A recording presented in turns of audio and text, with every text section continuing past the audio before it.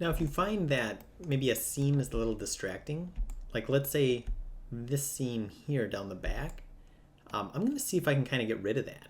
Now, obviously, I wouldn't be able to sew the whole thing back together, but let's see what happens if I try sewing part of it. So let's say if I did like this, if I selected maybe this edge to this edge, and I'm going to try sewing that back together. When I do that, you can see that the edge here selects, and it's the same edge right here. Okay. Now, if I want to sew that, I can go here and I can go to move and sew. And you can see what happens that sewed together and there's no longer a seam there. So now if I take this shell, I could use move, rotate, or scale. And now I can go modify, unfold. And now I can see that maybe I do the checkers. And it still looks pretty good, and it's kind of nice. There's no seam down the back. Okay, so I feel like if you can avoid seams, that's great, but you're not going to be able to obviously avoid all seams. Think where maybe the seams are going to be the most visible, and then try to get rid of that. Like maybe I should have maybe tried to sew the face more, or you know, I could kind of play around with it, but I think it's good for now. So with the UV editor, I've got all this kind of space to work, and if I zoom out, you can see that it kind of looks like this. But really, I'm concerned about this quadrant right here. So what I'm going to do is I'm going to go ahead and move everything in place.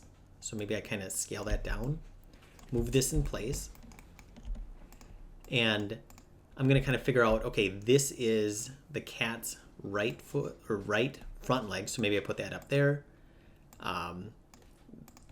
The right back leg, and then his other arm up there. And this is the bottom of his foot, so maybe I have that there. Okay, so I'm just kind of trying to organize this the best that I can. So all of this, okay, it looks like I've got that foot mixed up there, so let me try this. So if I highlight all of this, yes, I can see that that's all that side. And the reason that I have it there is I'm assuming I'm looking at the cat kind of this way. And then all of this is that other side. That's good. And now I might as well kind of organize his ears. So I could say this ear is on that side.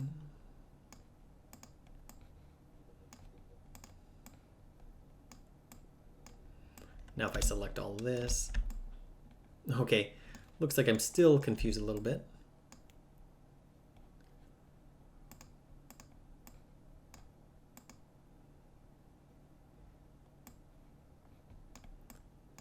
Let's see if that's right.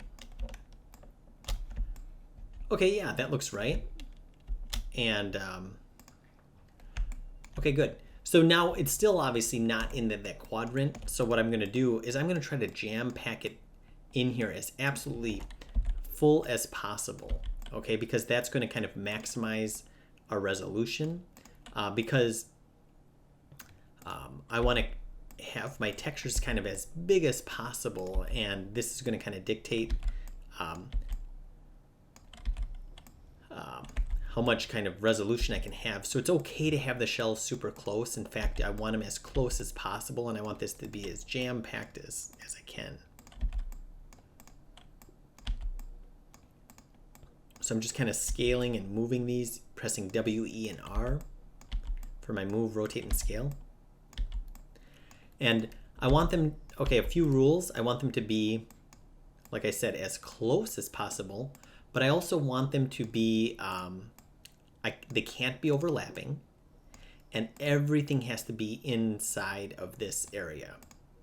And notice this isn't exactly the same as our example, and that's okay. I feel like all UV maps are going to be slightly different. As long as they follow the rules, that's good. Okay, excellent.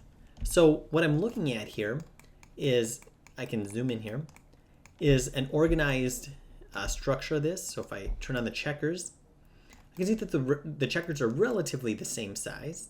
Maybe not exactly, that's okay. I can see that the checkers are all pretty legible, meaning that they're not stretched. Okay, that's good. Yeah, and I think we're looking really good. Other ways that I can kind of like look at this is I can click on this icon up here, and this is going to show that all the shells are blue, okay? And it should show all that they're blue. You'll notice that if I take this shell and if I overlap it, sometimes it's a little bit darker blue. You can tell that they're overlapping. But the other thing too is that sometimes the shells get flipped.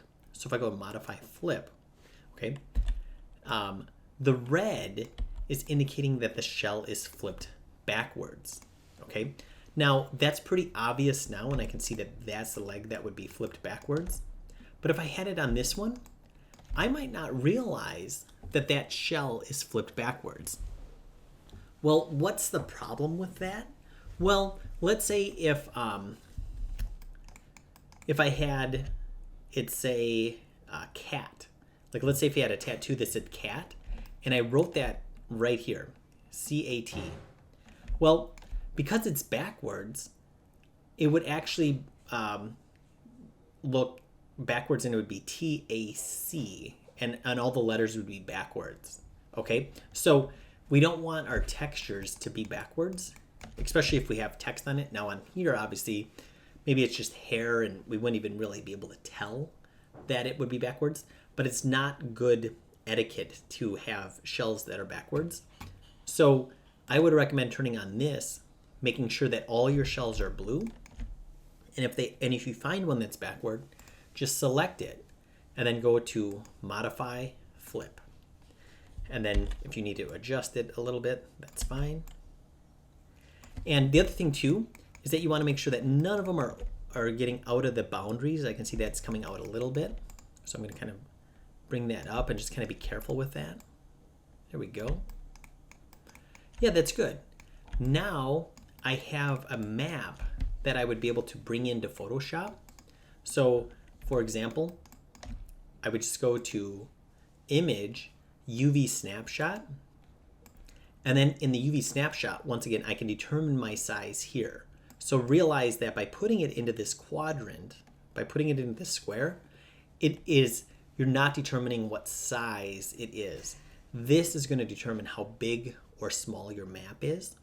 And then you can bring that into Photoshop, and then you could color and do whatever you want on it, okay? So, but we need it laid out flat. We need it to pass the checker test. We need it to be non-overlapping. We need it to be all inside this quadrant. And we need it to, all the shells to be flipped and orientated the correct way. And then also, if you can have organization on your layout like I have here, we've got the front legs, the back legs, the body of the cat, its ears, and its feet, bottoms. That's ideal as well. So hopefully that was helpful as far as UV mapping an organic character.